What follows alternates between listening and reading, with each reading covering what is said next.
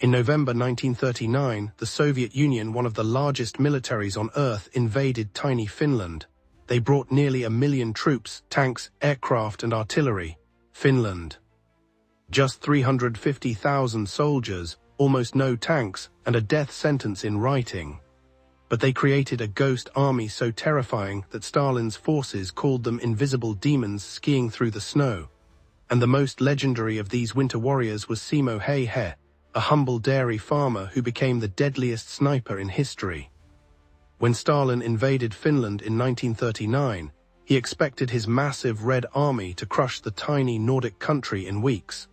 Instead, Finnish soldiers turned into skiing ghosts that appeared from nowhere, struck hard, and vanished into the frozen wilderness before the Soviets could react. These weren't professional soldiers. They were farmers, loggers, and hunters who knew every tree and frozen lake in their homeland. They turned the brutal Finnish winter into their greatest weapon, fighting in temperatures so cold that Soviet weapons would freeze and malfunction. The Finns perfected hit-and-run tactics that drove the Red Army insane. But the most terrifying weapon Finland had was a 5'3" dairy farmer named Simo Häyhä. In just 100 days, this man killed over 500 Soviet soldiers using only iron sights.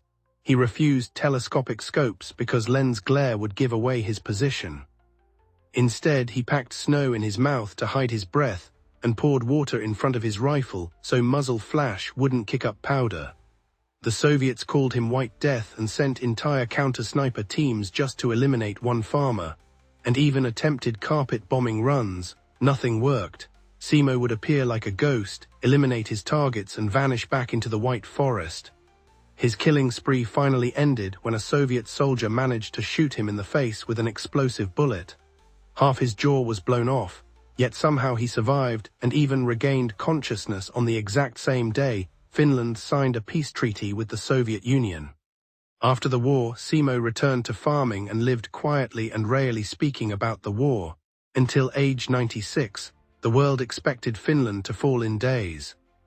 But after 105 days of brutal resistance, Finland was still standing and earned something greater: global respect.